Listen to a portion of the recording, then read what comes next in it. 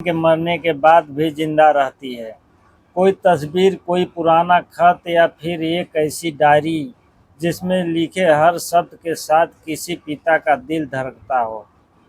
उस रात जब अर्जुन ने अपने पिता की पुरानी डायरी का आखिरी पन्ना खोला तो उसे हाथ कांपने लगे। आंखों से आंसू लगातार बह रहे थे। उसने खुद से सिर्फ एक बात कही, काश मैंने यह डायरी पिताजी के जीते जी पढ़ ली होती, लेकिन तब तक बहुत देर हो चुकी थी। उत्तर प्रदेश के एक छोटे से गांव में रामदास नाम के एक साधारण किसान रहते थे। मिट्टी का छोटा सा घर था। आंगन में एक पुरानी नीम का पेड़ और उसकी पेड़ के छांव में रखी एक लकड़ी की चारपाई, यही उनकी दुनिया थी। उनकी पत्नी सरला का कई साल पहले बीमारी से निधन हो गया था। उस दिन के बाद रामदास ने दोबारा शादी नहीं की। उन्होंने अपना पूरा जीवन अपने इकलौते बेटे अर्जुन के भविष्य के नाम कर दिया। गांव वाले अक्सर कहते थे, रामदास अपनी भी जिंदगी जी लो।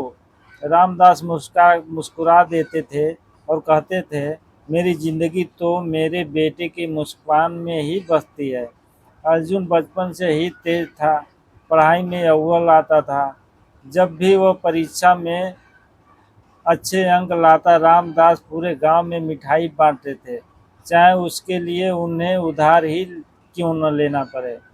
एक बार स्कूल की फीस भरने के लिए उन्होंने अपनी सबसे प्यारी बैलगाड़ी बेच दी। गांव वालों ने पूछा, अब खेत कैसे जोते हुए? रामदास ने हंसकर जवाब दिया, खेत फिर से जोत लूंगा, लेकिन बेटे का सपना अगर टूट गया तो उसे कैसे जोड़ूंगा। अर्जुन को इन बातों का कभी पता नहीं चला। उसे लगता था कि उसके पिता हर ज़रूरत आसानी से पूरी कर देते हैं। समय बीतता गया। अर्जुन ने शहर के कॉलेजों में दाखिला लिया। गांव छोड़ते समय रामदास ने उसकी जेब में 500 रुपये रखे और कहा, बेटे ज़्यादा तो नहीं है? जल्दी पैसे जेब में रखे और बस में बैठ गया। उसे कॉलेज की नई दुनिया देखने की जल्दी थी। उसने पीछे मुड़कर नहीं देखा, लेकिन रामदास बस में उलझन होने तक सड़क किनारे खड़े रहे। उस दिन पहली बार उन्हें अपना घर बहुत बड़ा और बहुत खाली लगा। शहर की चमक दमक ने धीरे धीरे अर्जुन को बदलना शुरू कर दिया। अच्छी नौकरी मिली, बड़ा फ्लैट मिला, नए दोस्त मिले, फिर शादी हो गई। अब उसे पास सब कुछ था, सिवाय समय के। रामदास हर रविवार शाम को बेटे का फ़ोन आने का इंतज़ार करते थे। मोबाइल की घंटी बजती थी तो उनके चेहरे पर मुस्कान आ जाती थी, लेकिन ज़्यादातर कॉल किसी बैंक, बीमा कंपनी या गलत नंबर की होती थी। जब कई दिनों तक अर्जुन का फ़ोन नहीं आता तो रामदास खुद कॉल करते, हाँ पापा, अभी मीटिंग में हूँ, बाद में बात करता हूँ। ठीक है बेटा, अपना ध्यान रखना। हर बार बातचीत इस इतनी ही होती थी। फ़ोन कटने के बाद रामदास कुछ देर तक मोबाइल को देखते रहते, जैसे उम्मीद हो कि शायद बेटा फिर से कॉल करेगा। गांव में रहने वाले पड़ोसी उन्हें समझाते थे, रामदास, शहर वाले बच्चे बहुत व्यस्त रहते हैं। रामदास मुस्कुराकर कहते, मुझे पता है, मेरा अर्जुन बुरा नहीं है, बस काम में उलझ गया है। लेकिन रात को जब वो अकेले चारपाई पर लेटते थे तो उनकी आंखों की नमी उनकी मुस्कान का सच बता देती थी। इसी बीच उनकी तबीयत धीरे धीरे बिगड़ने लगी। डॉक्टर ने आराम करने की सलाह दी, लेकिन रामदास ने खेत जाना नहीं छोड़ा। एक शाम उनकी पुराने संदूक से एक मोटी कॉपी मिली। पढ़ना शुरू किया, लेकिन यह किसी लेखक की कहानी नहीं थी। यह एक ऐसा पिता का दिल था जिसने अपने बेटे के कभी शिकायत नहीं की, लेकिन हर दर्द कागज़ पर उतार दिया। हर रात खाना खाने के बाद वो लालटेन जलाते, चश्मा पहनते और धीरे धीरे लिखते। उन्हें भरोसा था कि शायद एक दिन अर्जुन यह डायरी पढ़ेगा और तब तक अपने पिता का समझ पाएगा। आज अर्जुन 5 साल का हो गया। उसने मेले में लाल रंग की छोटी साइकिल देखी, उसकी आंखों उसी पर टिक गई। उसने कुछ नहीं कहा, लेकिन मैं उसकी इच्छा समझ गया। मेरे पास पैसे नहीं थे। अगले दिन मैंने अपनी शादी में मिली चांदी की अंगूठी सुनार को बेच दी। उसी पैसे से साइकिल खरीद लाया। जब अर्जुन साइकिल चलाते हुए हंस रहा था, तब मुझे लगा जैसे भगवान ने मेरी सारी थकान छीन ली। दूसरे पन्ना में लिखा, आज बहुत ठंड थी। अर्जुन को स्कूल जाना था। उसके पास गर्म स्वेटर नहीं था। मैंने उसके लिए नया स्वेटर खरीद लिया। अपने लिए जो स्वेटर लेने वाला था वो नहीं लिया। आज पूरी रात ठंड लगी, लेकिन बेटे को ठंड नहीं लगी। बस यही सोचकर चैन मिला। आज अर्जुन को तेज बुखार था। डॉक्टर ने कहा कि अगर रात तक बुखार नहीं उतरा तो हालात बिगड़ सकती है। मैं सारी रात उसके सिर पर पानी की पट्टियाँ रखता रहा। हर दिन मिनट बाद भगवान से एक ही प्रार्थना करता रहा, अगर किसी की उम्र कम करनी हो तो मेरी कर देना, लेकिन मेरे बेटे को बचा लेना।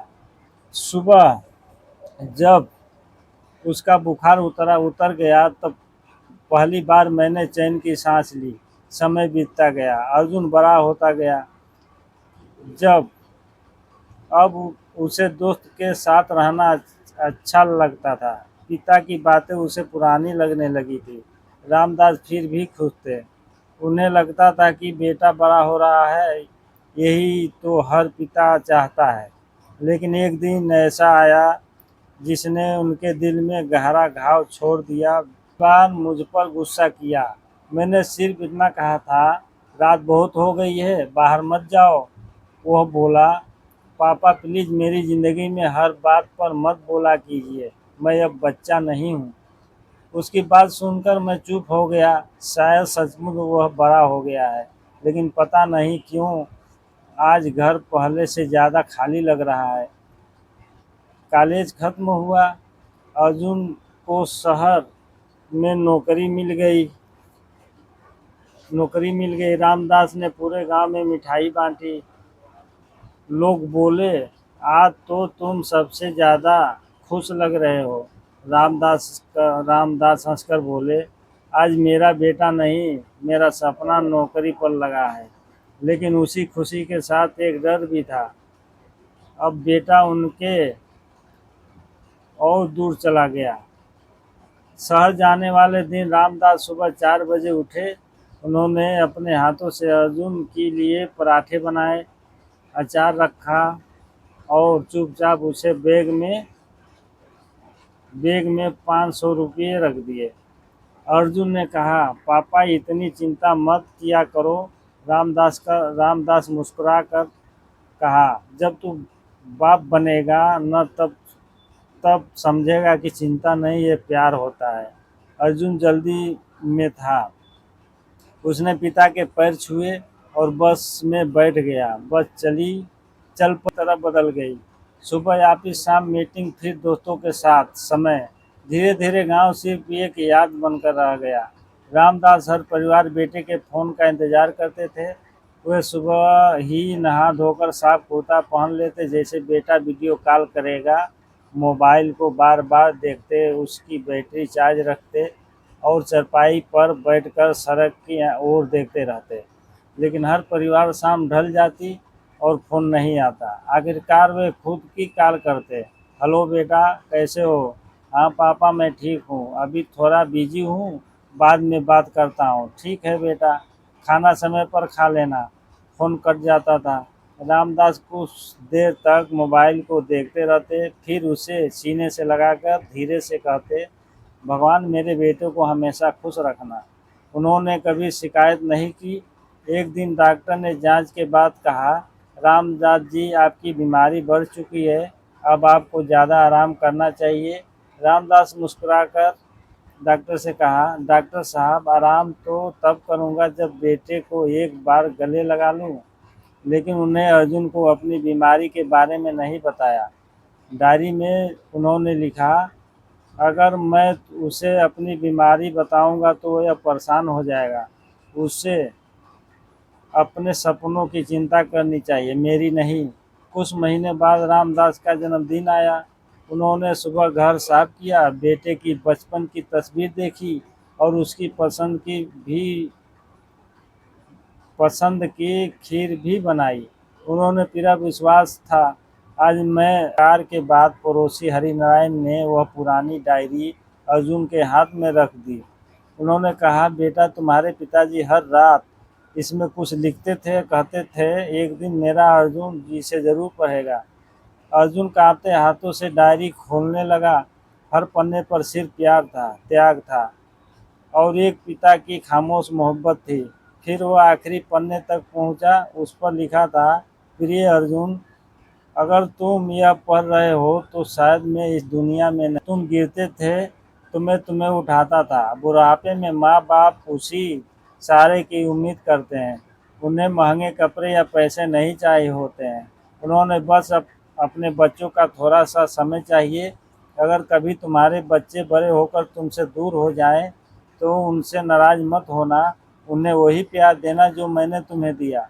और हाँ, आंगन का नीम का पेड़ कभी मत कटवाना। जब जब भी उसकी छांव में बैठोगे समझना तुम्हारा पिता आज